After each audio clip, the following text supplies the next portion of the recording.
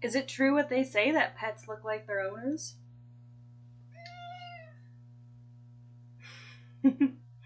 So, this is episode 10, and it's been a while. So, as you can tell, we've been a little busy. We have a new family member. This is Olive, and she is a Sphinx. So she's a hairless cat, and we got her about 10 days ago. She is my sister's cat, and she's a lot of fun. But she's a kitten. She's only 5 months. She was born 4/20. So she is a hoot, but also we've never had a kitten before. So kittens are a lot of work.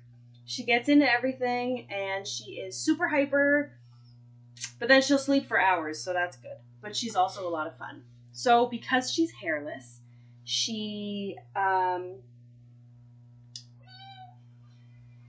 actually a lot of very interesting things about these cats. So let me grab her and I'll show you. Whoops. I just kicked her. Come here. Come here, you. So, Sphinx cats have no hair. She does have a little bit of fuzz right on her nose. And she is in a squirmy mood. She wants to be fed, so she's very wiggly, which is fine. I don't mind the wiggles. Because Sphinx are hairless, they tend to eat more because they have to maintain their body temperature. And they're actually very warm. They are about 4 degrees warmer than other cats. So other cats with hair. But because she eats so much, she's got a little belly. And we're really happy she's a good eater, because sometimes cats can be picky eaters. Now, she's not a picky eater. She will eat anything pet food related. And yeah, she has grown a lot actually since we got her. We think she's gained about 2 to 3 pounds, which is good. We do have her separated from the dogs right now, because right now the dogs think that she is a raw piece of chicken, because she looks like a raw piece of chicken. So she is in a little separate area with a gate across so that they can see each other through the gate. They can sniff each other. And then maybe once she's a bit bigger and faster and can run away to protect herself, we will let them hang out together some more. But so far, it's been really fun. And this is our girl, Olive. Now, obviously, Olive needs a sweater. So I'm going to be working on a sweater for Olive. The thing is, I haven't found a sweater I like on Ravelry yet. So I might look at other options. If you've ever made a cat sweater, please send me some tips, some notes, something. I feel like I could just measure her and feel it out as I go. But I started a sweater before we got her, and it was huge, so I just ripped it out and decided I'll start a different one. So I need to start a smaller sweater, and then I think we'll be rocking. But we did make her a sweater out of a sock, so she has a sock sweater, which is awesome. We just cut some holes in a sock. So I do think I could make a sock tube and cut little armholes and a head hole for it. So that is all in the works. Now, we did discover she does like yarn. So this yarn room is not a safe place for her. But she's so cute. Look at her. She's all wrinkly too. So yeah. This is Olive, our newest family member. And she's actually darkened up. Some of her spots have darkened since we got her, so her face will get a little bit darker. Her ears are going to probably get a little darker. And right on her legs, she's almost got some dark stuff coming in here. And then her little white feet. So, or pink feet, I should say. So my sister's been researching these cats forever to find out a good breeder, which is where we got her from. We got her from an amazing breeder. And yeah, so that's our newest addition. Some things about these cats is they don't have the same dander or hair as other cats. So if you have allergies, they might be a good option, but they do require proper bathing and wiping down. Some things about them are like their ears get dirtier than other cats because they don't have those guard hairs on the inside to protect their ears from dirt and just grossness. So she does get dirty ears. We have to clip her nails often, which is not a problem for me since I am a dog groomer. So I clip her nails all the time. That way she doesn't scratch herself. She does need to be wiped down a lot because she sweats. She can get dirty, all that stuff. So it's been quite the ride and quite exciting having her here. I'm trying to make her stay still so that we can make this our photo versus the butt photo. That's one thing about these cats is like you really see all their junk and all their business. We got a girl, so that's good with me, but yeah. She's going to check out the dog bed right now. I don't know if you can tell. What are you doing, little lady? Yeah, what are you doing? You can kind of tell how tiny she is there because like she's just little. So yeah, that's our kitty. That's our girl Olive. I'm going to go deliver her to her mother so she can eat her breakfast. Or lunch. I'll be back. Okay, so let's get into it. What has been happening? So, obviously, Olive is a new thing that happened, which is very exciting and we like it. So I've been a little bit busy with that. I'm also working full time and that's not anything new. I've been back to work since June. I'm not really sure when I last podcasted because I cannot find my show notes book. But that's okay. That will not deter me because I need to do a podcast. And my thing is, I had a whole bunch of stuff finished, baby stuff, that were gifts. Some hats and a sweater. And then the baby was born, so the baby got her gift knits. But you know what? If I wait any longer, these gift knits are going to be gone too. So I may as well just do my podcast so you guys can see what we've been doing. So I'm just looking for a picture of the baby gift knits. I do have a picture of the baby in her. Okay. So here is what I finished that I didn't get to show you guys. I think I showed it on the last episode that I was doing it. This is the newborn, or this is the baby vertebrae by Kelly Van, I'm going to put her name down below. I don't want to say her name and like mess it up, so I'll just put her name down below. I've talked about this sweater before. I've knit it a couple times. This will be my third time making it, and I love it so much.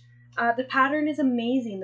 There's a free pattern that is newborn vertebrae, and then there is a paid for pattern where you get like, I think it ends up being something like 7 sizes because you get all different sizes with all different weights of yarn. So sorry, not that you get 7 sizes, but you get 7 patterns in a way because it's fingering DK worsted, and then it goes from 0 to 3 months up to 2 years. And then she also has a pattern called the kitty vertebrae, which is fingering DK worsted, also paid for pattern. And then you would, I think, get 2 years up to, or sorry, 3, 4, a couple, I don't know, you get a couple more years out of that and then you have the mama vertebrae pattern, which is like tons of different sizes, different types of yarn. So I love this pattern so much. I find it to be, as someone who's never had a baby myself, I imagine it's useful because it is a cardigan knit top down, back and forth. So you have to purl, which is fine with me. And the front is open, so it can fit the baby longer because you're not like and it's easier. You're not putting it over their head. You're not having to clean up every time they spit up on it. Now, my problem with this pattern is I never seem to knit it big enough. The itty bitty stuff is so cute, but I need to start to knit for, I think even 3 months is even too small. I need to start knitting like a 6 month and up size because sometimes babies are pretty big and they'll always fit, but better to go bigger than smaller. And I've kind of seen that with this pattern, so I'm going to knit this baby something else too. So this is the pattern, and I did a little matching hat, and you really can't tell the color, but I will put photos in my Ravelry group. Sorry, my Ravelry page. But I did show, I think, this color last time. This is the Budgie color, and it is by Hedgehog Fibers. So it is a bluey, purpley, speckled yarn. And I've had it in my stash forever, so I'm so glad it has gone to good use. It's a beautiful yarn. Somewhere I have the ends of it. Let me find it. Here it is. So this is Budgie by Hedgehog Fibers. What I've noticed is that when I'm videoing, I find that the lighting sucks and everything's not true to color. But then once I post the video, it seems to be fine. So let me just shut these blinds and see.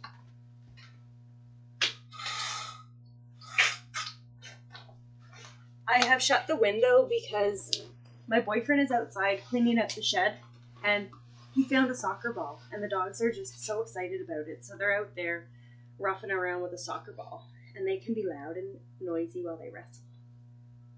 So this is Budgie. So yeah, it's kind of like a bluey purple. I thought it was somewhat gender neutral, and because we didn't know the sex of the baby. So yeah, that was a great pattern. I do have plans to make another one very soon because there is another family member who's about to have a baby. So that is my favorite baby knit, so I will be making that. So I also made her a couple hats using the pattern called the Maine baby hat, I think it's called, and I think it might be a free pattern. It's also awesome because it has different weights, different sizes, and different finishing. So you could do the rolled cuff or a ribbed cuff. You can do it shows you how to do the umbilical cord, I-cord, or just like top it off. So that's a great pattern as well. I think I will have more of those in my future too. Right now I am on like a baby hat kick. I find them to be super easy and simple and just really satisfying for that quick knit. I've been knitting more baby hats than I have socks. And it also helps when you have a recipient for these hats. So I have lots of babies around me. None of them are mine. So I've got lots of recipients for these baby hats. We are out of focus. Will we come back? I don't know. Maybe cover it for a sec. Cover my face. Bring it back. Okay, I'm going to keep going on and I'll show you guys some stuff. Oh, there we go. We're back in focus. Yay! I will actually show you what I'm drinking. So I have a hot matcha latte. This is out of my Remembrance Pottery mug. I think I've shown it off before. I love it. It's such a sweet mug. It's got like a little detail there and everything's just like winter knits on a clothesline. And I don't know if I can show you because it'll spill. But there's my green matcha. I love matcha. It's my favorite drink ever. And I could drink it all hours and be content. So, I finished a blanket. So if you're watching and you are a family member who's going to receive baby knits, stop watching. Don't look. Also, I didn't wash or block anything yet. I meant to do it last night, but that didn't happen. And then I was gonna not video, but you know what? I just need to do this because then I won't do it. I have the time now, so let's do it. So I have this beautiful blanket that was for a baby, but it fits me, so it's awfully huge. None of my ends are woven in, and I haven't washed it, but I will. This is machine washable yarn. It's Bernat Chunky, I believe. And yeah, it's for baby. So it is purple, white, and brown. just a corner-to-corner blanket, kind of like a giant dishcloth. So, yeah, it's huge. It's like big enough for me. At one point, I did have it draped over my lap. Now, it is holey, and it might be something baby has a bit later. Although, you know, if anything ever happened to this, I could mend it.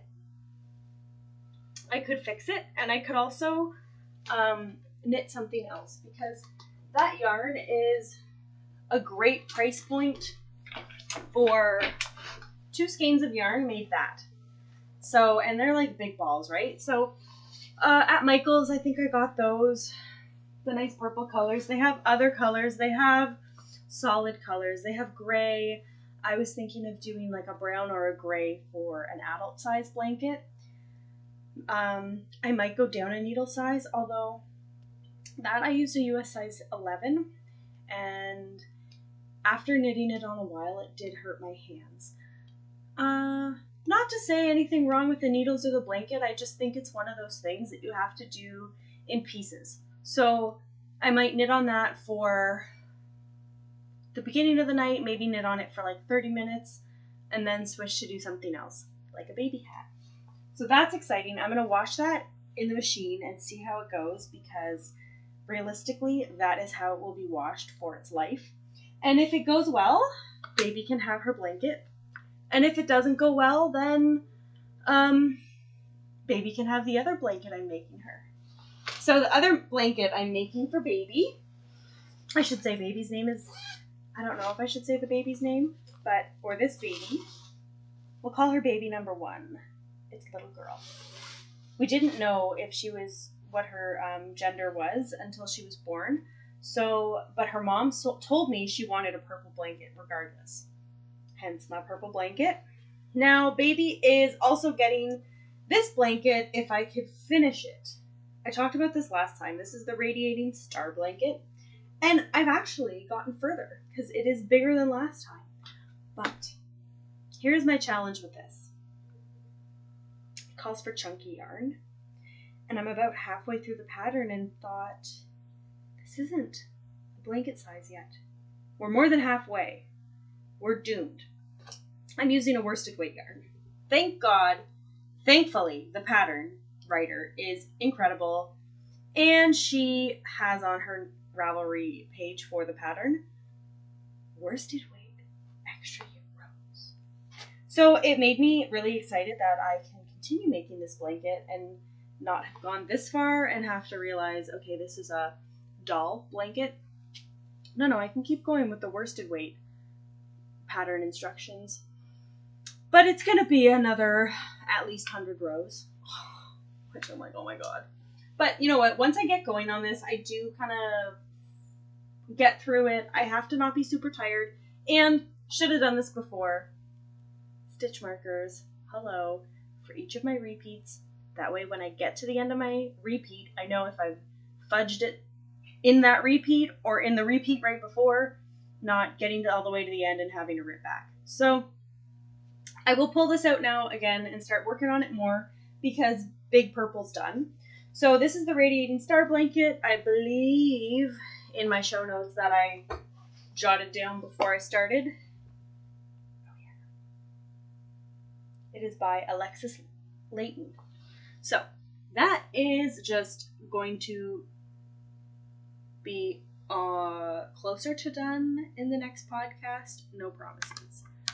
So this baby is very knitworthy, and her parents are very knitworthy. So this baby will be well knitted for. Her mom has sent me a knitted poncho that she wants me to knit. She sent me the photo, and I found a poncho pattern that was better. So I will start that eventually. But baby is just not even a month old. So, and this is a size 2. So the poncho will be for next year, but it's very cute. So this is a very knitworthy baby. And I do find it something about if your knitting for someone and they appreciate it, obviously they're knit worthy. If someone does not want knits, I don't want them to feel obligated that they have to use it or wear it when maybe they don't want it, or maybe it's not their style, or they would prefer a, like a bought gift, right? Now, I will not lie, I did buy gifts for the baby as well, for the baby shower, and I've also knit some gifts. And so baby number 2 on the way is due in November. This is with a different family member. And they are very lucky. This baby is also, we don't know the gender yet, so I don't know if it's a him or a her or what it will be. But this baby, baby number 2, is so loved by other people in the family as well, on the other side of the family, that have knit for it, or crocheted for it, or sewed for it. So this baby will be well knit for.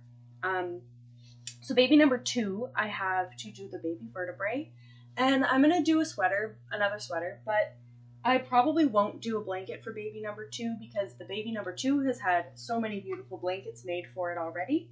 So I'll probably do something else, but that is fine because baby number 2 has lots of gift knits already. So, ever since I started knitting, one thing that has always got my attention around this time of year as things get colder is these little hats. So I had never really tackled one of these until this year. But I should mention, Radiating Star Blanket, Cascade Yarns, Cascade 220. I ordered this from the Little Red Mitten because I had a coupon, and I had visited the Little Red Mitten in December of 2019, and they're such a great yarn store. I went there for their Arne and Carlos event. A bunch of us from the Toronto Knitters Guild went there on a bus. It was quite the adventure because we were on our way, and London, it was in St. Thomas, Ontario. So it's about quite a drive from Toronto. So we got to the meeting spot bright and early in the morning. We're in the bus, and I mean, it's a bus of knitters. We have more than enough knitting to go around. We are happy, excited, just knit. And we run into mega snowstorm, mega traffic, mega backup because there was a huge car accident in the snowstorm, all the backup. So Arne and Carlos were teaching this class, and there's already tons of people waiting in this hall for this class. And then the 50 of us on the bus, I don't even know if it was that much, but a bunch of us on the bus, so one of those mega buses, right? So all of us on the bus are late, so they very generously, held back the class, which means that all the classes after were going to be postponed, just a little bit delayed. So we finally get there, and they're ready to start, and we roll in. We're like, oh yeah, we'll grab some food. Oh my god. So the poor people that were waiting forever and ever and ever already before our group arrived are like, finally, this group of Toronto knitters has arrived. Well, we get there, we eat, we do our thing with Arne and Carlos, which was great. And I have never knit an Arne and Carlos pattern, but I did buy a book.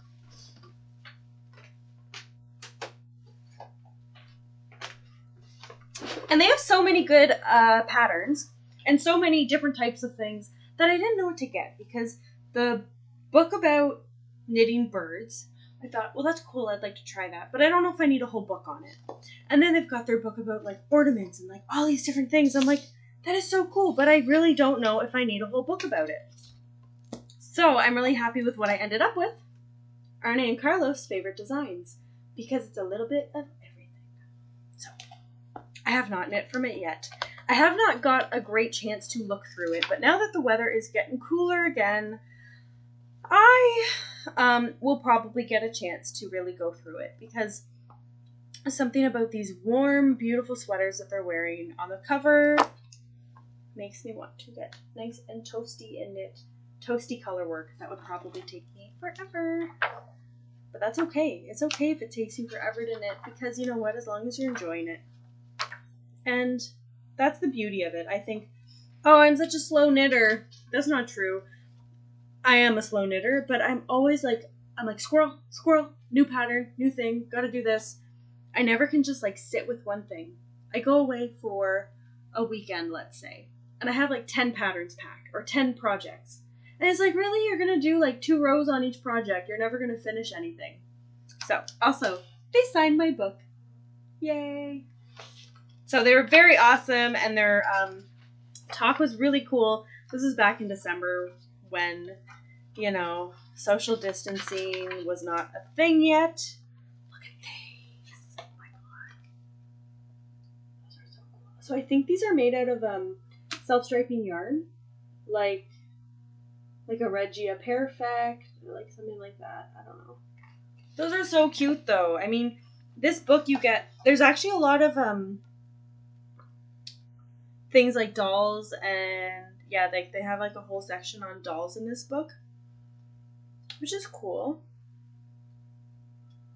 And then they've also got like a little bit of ornaments, and I guess you could also mix and match with your charts, right? So you could get the gist of like how to do your Easter ornaments. And I like the Easter ornaments because growing up, our family's German, and we had always, every year, was an Easter tree with like the pussy willows and the Easter tree.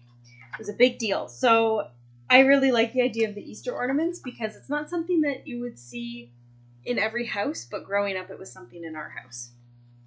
And like in my grandmother's house. My Oma's house. My Oma and Opa's house. So those are super cute. So yeah, I guess if you got your gist of your ornament and your shape, you could do whatever motif you wanted, or if there was a different motif you had. Birds is cool. So what's kind of neat about this book is, yeah, it just has like a little bit of everything. And I had pre-ordered this book from the Little Red Mitten, and then it was there to pick up the day of the seminar.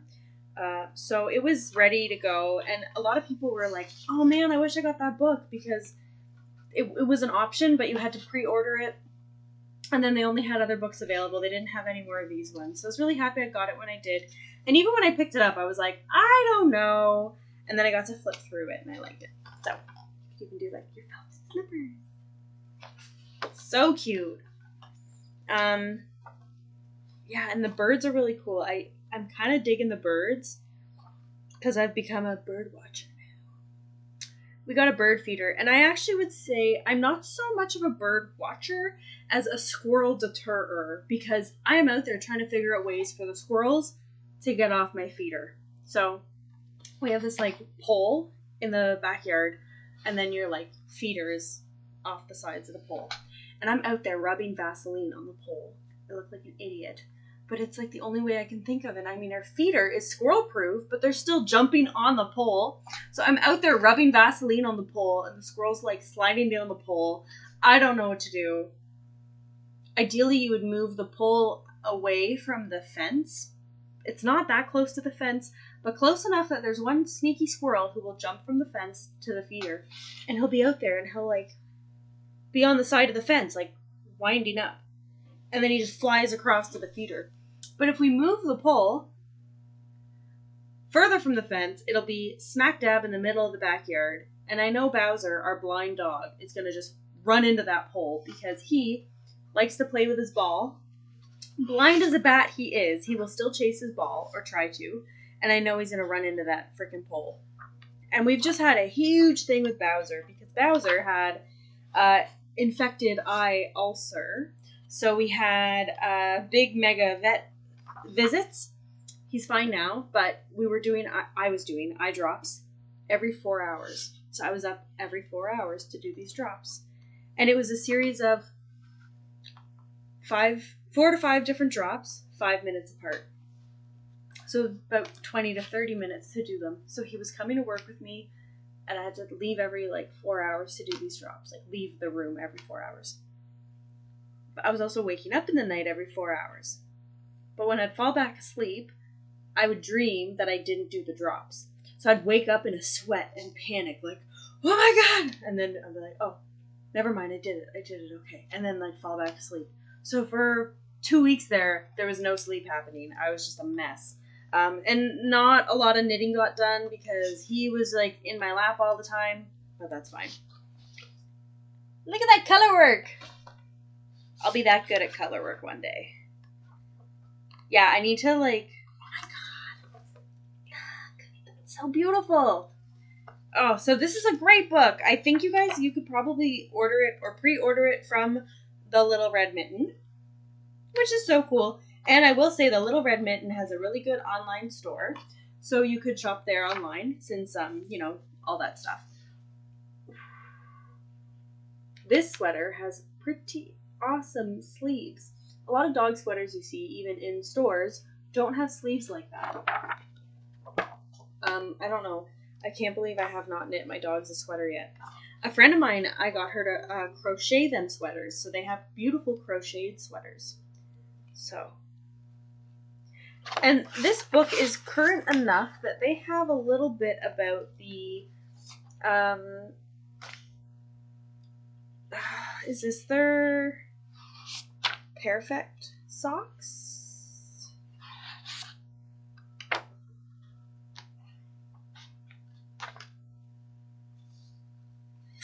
I don't know, maybe not. Yeah, okay. So this is current enough that, like, I'd say their Perfect socks are relatively a newer pattern or sock. I don't know. They haven't been in the world that long. Whole thing about those, going through that. And if you're interested in their Perfect socks, they also have lots of awesome YouTube videos. Now I haven't really looked at their YouTube videos. I know they were doing a huge one during the height of the pandemic. I call it a pandy now. It's just easier. The height of the pandy, they were doing a big old knit along, which is super cool. I didn't really watch those videos, but I do hear that they were very great. The whole mouse thing, they talked about this in their talk and how they got very creative with their like mouse coming in like a wrecking ball. So cute. Imagine that on your tree. Like what a great fun thing. I think crafting and knitting just brings so much joy because it can be whatever you want it to be. So cute. So yeah, they have literally, is this a review of this book? I didn't mean it to be, but hello, we're here. Awesome book. Just flipped through it now with you, and it's great. Because you get a little bit of a taste of everything, and then if you decide, oh hey, I've become a freaking prolific ornament knitter, then you go buy their ornament book. Or if you're like, no, I'm just gonna knit birds, then you go buy their bird book. It's great. So, that's exciting. I like it. Point of the story was that this yarn that I'm making for the Radiating Star Blanket is Cascade 220 from the Little Red Mitten, and I got that book. Oh, but the rest of my story was, so after our talk with Arne and Carlos, the Knitting Guild went to the Little Red Mitten and didn't the bus breakdown at the Little Red Mitten. So we had to wait for another bus to come and pick us up, which meant that we were there for, I feel like we were there for like 2 hours longer than we were planned to be. And already our trip had like gone longer than it had planned to be. So the Little Red Mitten was freaking awesome, and they ordered us pizza because we were there forever. They stayed open. They let us hang out. They were just so wonderful. They were great hosts. They took everything in stride that like this group of at least 40 women. Yeah, I think it was just women. Were in their shop. Just like forever. We had all shopped, and then we kind of got the news broken to us that the bus had broken down. So we're like, okay, well, what else did we want to buy that we didn't buy? So yeah, we did some shoppings. But yeah, they're great. So that was exciting. That was back in December. And you know, it's a little bit bittersweet now that I think of it, because really, when I think of it, like that was probably the last thing knitting related, group related that I'll have done in a while, for a while. So I'm really glad that I did do that little adventure when I did. So yeah, I didn't really talk about that in previous episodes. I think it had it got lost in the shuffle of my mind. So yeah. But I was gonna say, one thing this was gonna say before. Sorry, this is what you get. So, when I started knitting, I was really drawn to these patterns of pumpkin hats because they're so cute and they're just so like festive and seasonal. So I never really met a pumpkin hat that I thought worked, and I was really deterred because of this little umbilical cord thing. I thought, I don't know how to do an I-cord. I'm not doing that. That looks so hard. How am I going to make a pumpkin? And some of the pumpkin hats, the ones I really like, have leaves on them. I think I sew it on. So I hadn't, it just looked a little scary for me. Well, this is the, I think it's called the baby berry hat or something like that. And all I did was use orange yarn. This is from Creative Yarns in Scarborough, and the yarn is called Uptown Worsted, and this is in the orange color and then a green color. On the screen it looks a little, I'd say it's like an orangey red. Now I am wearing a red shirt, so it's not this kind of red, but it has almost like a red hue to it. It's not, I wouldn't say it's like fire orange or anything. It's not like this, which is like neon safety orange. Like, whoa. This is definitely like calmed down from that. But my boyfriend said it looks like a tomato. And he's not wrong. But I was a little upset because I thought pumpkin, pumpkin, pumpkin, tomato. Yep, that could be a tomato. So I decided that the berry hat, which is a free pattern and so stinking cute, maybe is suited better for a strawberry hat or a blueberry hat, which is what they're mostly knit with. Maybe if my orange was a little brighter of an orange, you would think pumpkin. But what was missing in my tomato pumpkin hat was, I decided it needs lines because pumpkins have curves, they have lines. So I started a hat that I lost.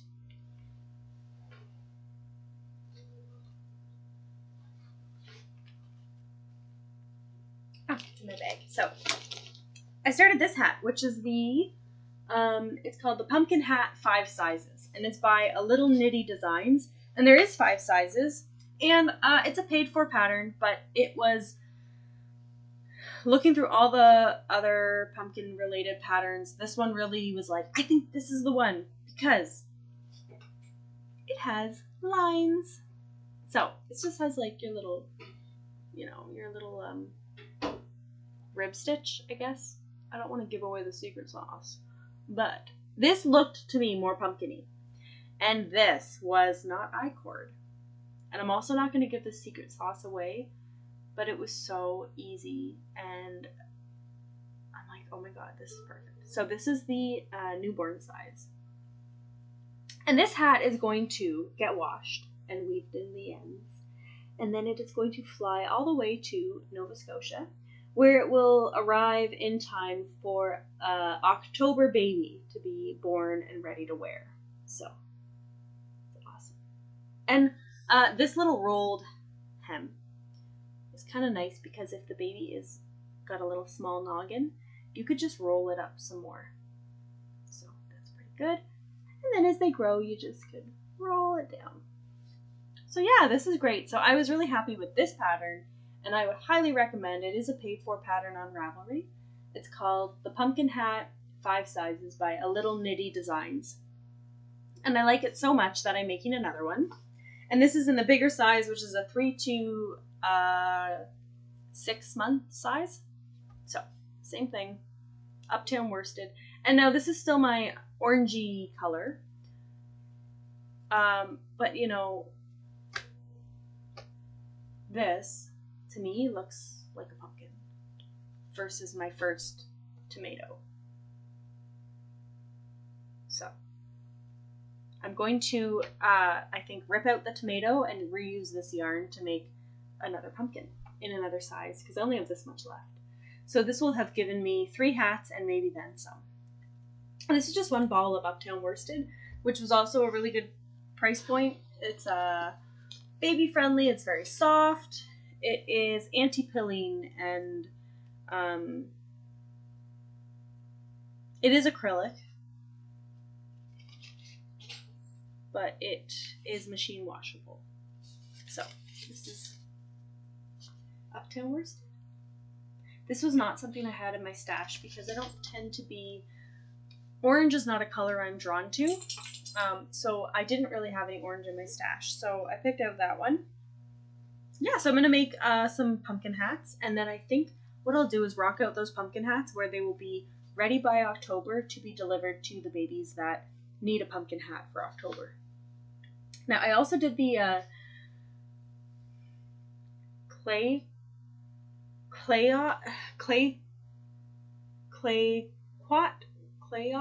Toque. This is a Tincanknits pattern. I do believe it's free. It comes in many sizes. This is the smallest size, the baby size. And I use Debbie Bliss Cashmerino. I still have a little bit of these colors left over, but it's a really good pattern for leftover yarn. And it's a DK weight. So I also need to wash and block and weave in ends. And then this will also go to Nova Scotia baby in the mail with its pumpkin hat. So yeah, that's exciting. And that is it for my finished projects. So, what is on the needles? So right now I have these socks that are taking a lifetime. Oh, I should mention, also Uptown worsted in the green color. I had to reball them because they all became yarn barf. So I'm making my dad some socks out of the Regia Perfect yarn. And my sister and I went and we got COVID tests. Not that we had or were worried we had COVID, but we had to get them to go visit my grandmother in her nursing home. So we went and got our tests, and when we waited in line, I brought this sock. And I did something different because I usually travel with, 4 projects. Well, I only traveled with 1 because I knew I had to do my gusset decreases. So I brought this sock so that while I was in line, I could work on them. And I did because I had 3 hours to work on it. So I got quite a bit done, and I was on a pretty good, roll. So I hope that these will be done soon. This sock will be done soon, or at least past the gusset, because that is just a slog for me. I don't really like doing a heel flap and gusset sock, but it is the best fit and it is the most comfortable. And I do think that that is important. If you're going to knit it, just knit it right. I think it'll be important for these socks for my dad because he is going to be hard wearing on them. And I think like with his foot shape and whatnot, it'll just work best and be the best fitting. So I'm doing a 72 stitch. Knit 3, purl 1. No, what am I doing? Yep, knit 3, purl 1. That'll give him some stretch and also gives a nice little detail when it's on his foot. I think it's going to be great. So the foot of the sock will be gray. The top, the leg is these stripes. And I'm really enjoying this yarn. So this is the Regia Perfect and it's going great. So I worked on that a bit. And then I also had it in my Halloween theme bag from Scrumptious Purl. I had gotten this bag last year. She had a bag and sock set that was the color of the self-striping yarn was themed to this bag. I haven't used that yarn yet, but the bag I thought was perfect. So that is on the needles. And I have a new cast on that you guys haven't seen yet. And on this one I'm using Estelle worsted, and this is a pattern I've been wanting to do forever. This is in my J Hendry Design Co. bag, and it's a big bag, but it's beautiful. It's all like cosmic, space, solar system, or like an oil painting. I don't know. It's nice. It's a big bag to fit my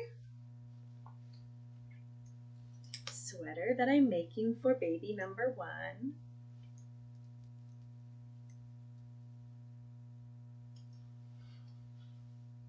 It's called the Little Sheepish Sweater, and it is by Melissa Kermer.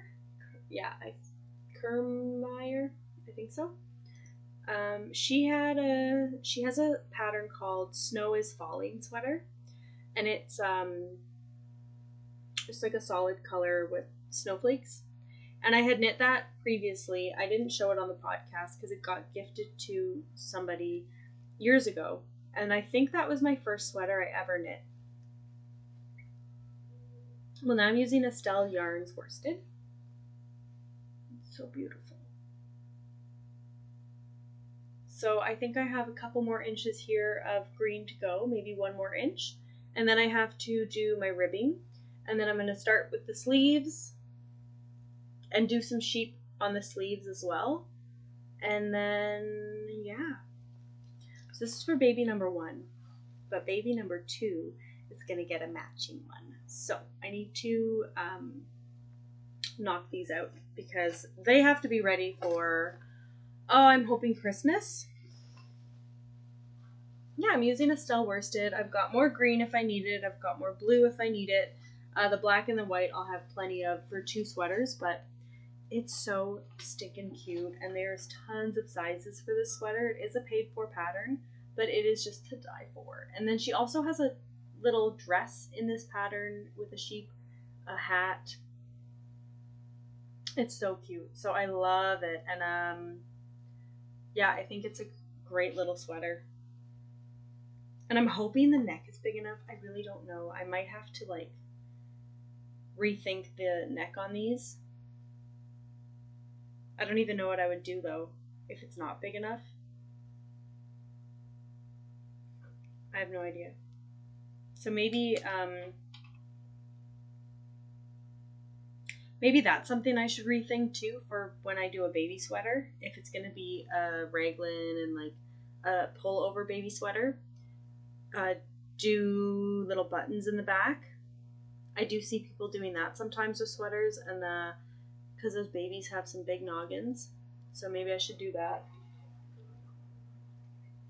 So yeah, that's it. That's all I've been working on lately. I finished the baby vertebrae that I showed before. I did a couple of different DK hats in Cashmerino, Debbie Bliss Cashmerino, and yeah, I have some socks I'm working on, but I haven't worked on them because I've been doing so many hats. So I'm not going to show those off. I have some scrappy projects, but I'm not going to show those off because I haven't worked on them. Yeah, so that's exciting. That's it. So it's episode 10, and I was thinking that by the time I got to episode 10, I would do a giveaway or something like that. So I don't know. Maybe episode 11 we'll do a giveaway. You guys let me know in the comments below what you want for a giveaway. In the sense of like, I have a prize. It would be, I do have some yarn prizes that I have. But do you want to do the giveaway on YouTube where you leave a comment about something? Should we do it on my Instagram page on a post? You let me know what works better for you guys or what you have seen work better. I've never done anything like this before. I don't have a Ravelry group, so I don't want to do it on Ravelry, but I was thinking YouTube comments or Instagram comments, and yeah, so that's exciting. I will talk to you guys soon. I hope to do this sooner next time than I did. The challenge was I had done these knits and I thought like, okay, I gotta do a podcast, and then just life happened and things happened, and then all of a sudden these gift knits were gone. So I'm like, all right, I gotta do it. I'm not done this hat, but I gotta do it. I'm not done this sweater, but I gotta do it. I do want to have something finished, or I want to have something to show you guys every time. So sometimes my podcast will be spread out.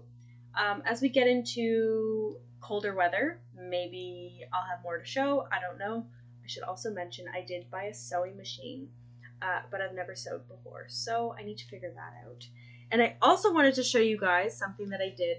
So a friend of mine that I used to work with, who is also a groomer, she got me into this. So she's been doing this amazing virtual paint night. And I've seen her paints progress from when she started to now. She's been doing them for a couple months now.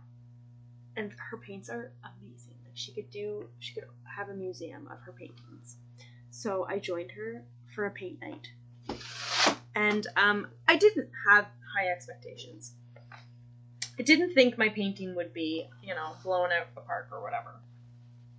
No, it wasn't. But I do have faith that if I continue with this, it'll get better. So I've done 2 paint nights, and pretty much what you do, I'll put all the info below, but it's amazing. It's called YAYMAKER Studio, and they're in Canada and the US. And what it is just virtual. So you sign up for your class, you pay for it, and they do, they have like a teacher that's going to go through it all with you and like show you how to do it. And you can pick what painting you want to do and then sign up for that painting class. But you do have to bring your supplies, or have your supplies. So I had gone to Michael's and picked up canvas and some paints and some brushes. And you can always ask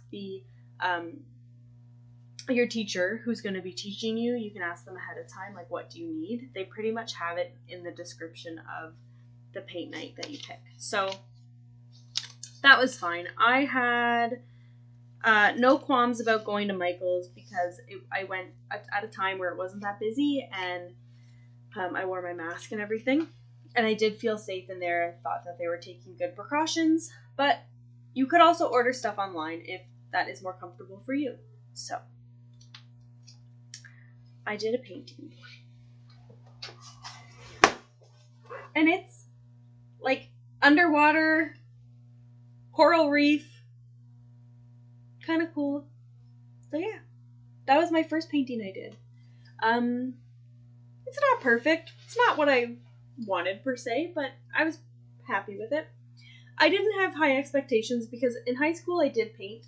I did art class and I painted and stuff. And so I know like sometimes things aren't exactly how you in your head, you picture something different than what you can get down. But yeah, I thought it was kind of cool. So that was my first painting. My second painting, I was a bigger critic.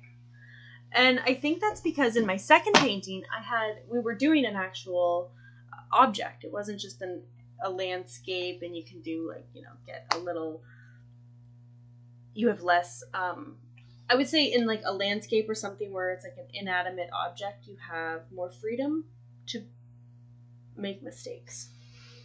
So in my second paint night, I did, I think it was called like a buck on the moon or something. I don't know, moon buck. So this was him. Now, we've got some concerns about this buck.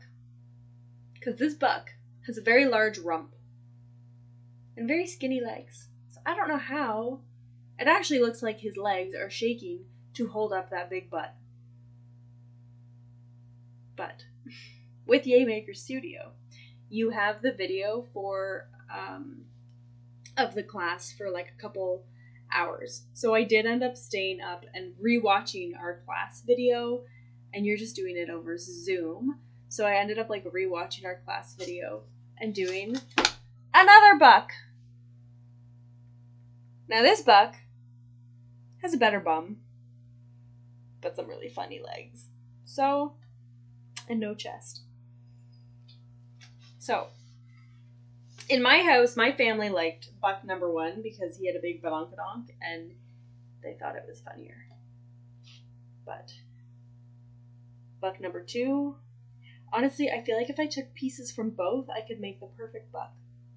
And if I did a third one, it'd probably be perfect, but who wants to do that? I'd just rather do a whole different painting. And my trees improved. Look at that, like the improvement from number 1 to number 2. My trees were better. My moon is better. And it's not that anything needs to be better. It's just that you just improve as you keep going. So I haven't done another painting night, but I think I probably will, because I have more canvases, and I have the paint now and the brushes, so I think I'll probably just check it out and see what else there is, because literally, like, I could do, they have ones that are like ages 12 and up, ages 6 and up, all different hours, and if I chose a class that is hosted by a host in the United States, it would be US dollars, but that's fine. It's not like, if it's a painting I really wanted to do, it'd be okay with me. So yeah, I just wanted to show you guys that too. So I'm going to put all the links below for everything we talked about, but the painting, I highly suggest you guys do it. It's so cool, it's so fun, and if you've got kids, why not? I mean, they have classes at like 12 in the afternoon, 9 o'clock at night, 7 o'clock at night. They have classes all the time. So you can find it. It's virtual. It is really fun, and you can get a couple of friends to do it together. I did it with my friend, and all you need is a computer and your canvas, your paints, and your brushes. Which actually seems like a lot, but it's just something fun and different to do. You don't have to break the bank doing it, and I also believe that if you do need help with it financially, I think that there is maybe, I don't know, don't quote me on that, but look into it. If you need help with doing it financially, maybe there is something that you can do if you contact the company. Maybe there's something that they can do to help you with that. But yeah, it is awesome. So that was a lot of fun. I highly recommend trying it out. And I'm sure that there's other companies that do virtual ones like that too, but YAYMAKER Studio is the one that I found and I liked, and I found it great. And the hostess I had for both of those paintings, each time her name was Joyce, and she was awesome. So I highly recommend trying it out. And yeah, until I see you guys next time, happy knitting. Let me know how you want to do a giveaway. If you want to do it on my Instagram, which is @ColetteKnits, or my YouTube channel where you're watching me right now, and I would love it if you liked, subscribed. Then we can get more people on here, and yeah, more options for giveaways, because I have some really cool prizes that actually came to me before I started doing this channel.